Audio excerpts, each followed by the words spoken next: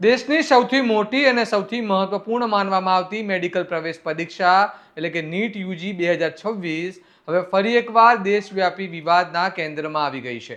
કારણ કે લાખો વિદ્યાર્થીઓએ જે પરીક્ષા માટે વર્ષો સુધી મહેનત કરી એ પરીક્ષા હવે રદ કરી દેવામાં આવી છે.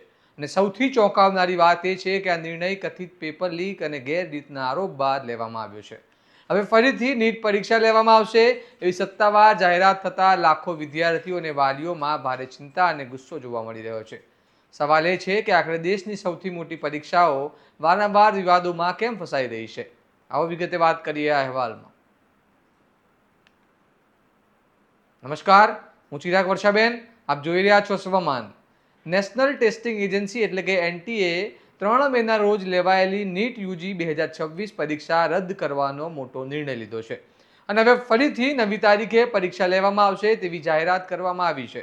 એનટીએ જણાવ્યું છે કે તપાસ એજન્સીઓ પાસેથી મળેલા ઇનપુટ અને ગેરરીતિના આરોપોને ધ્યાનમાં રાખીને પરીક્ષાની વિશ્વસનીયતા જાળવવા માટે આ નિર્ણય લેવામાં આવ્યો છે. મીડિયા રિપોર્ટ અનુસાર આ સમગ્ર મામલો ત્યારે વધુ ગંભીર બન્યો જ્યારે રાજસ્થાન એસઓજી દ્વારા તપાસ દરમિયાન એવા દાવાઓ સામે આવ્યા કે પરીક્ષા પહેલા જ કેટલીક પ્રશ્નાવલીઓ અને ગેસ પેપર ફરતા થયા હતા અને તેમાં રહેલા અનેક પ્રશ્નો મૂળ નીટ પરીક્ષાના પ્રશ્નો સાથે મેળ ખાતા હોવાના દાવા થયા છે. તપાસ એજન્સીઓએ એક મલ્ટી સ્ટેટ નેટવર્કિંગ સંભાવના પણ વ્યક્ત કરી છે અને અત્યાર સુધીમાં 20થી વધુ લોકોની અટકાયત કરવામાં આવી હોવાનું પણ સામે આવ્યું છે. આ સમગ્ર મામલો બહાર આવતા સોશિયલ મીડિયા પર #રીનીટ અને #નીટ પેપર લીક જેવા હેશટેગ ટ્રેન્ડ થવા લાગ્યા હતા. વિરોધ પક્ષના નેતાઓએ પણ સરકાર અને એનટીએ પર ગંભીર સવાલો ઉઠાવ્યા. કોંગ્રેસ નેતા રાહુલ ગાંધીએ તો આ મામલે કહ્યું કે લાખો વિદ્યાર્થીઓની મહેનત અને ભવિષ્ય સાથે ખેલ કરવામાં આવ્યો છે.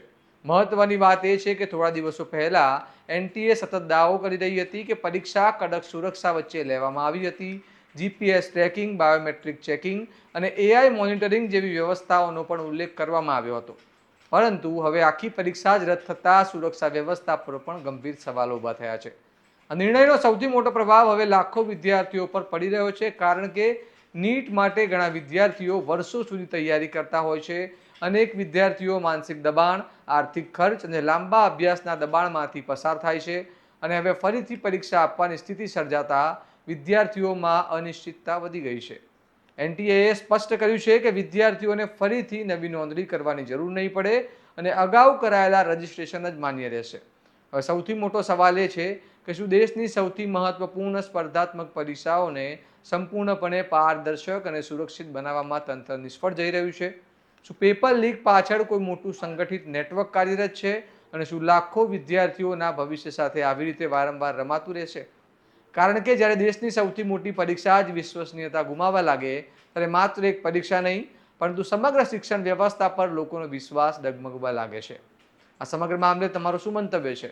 શું નીટ જેવી પરીક્ષાઓ માટે વધુ કડક સુરક્ષા અને જવાબદારી નક્કી થવી જોઈએ?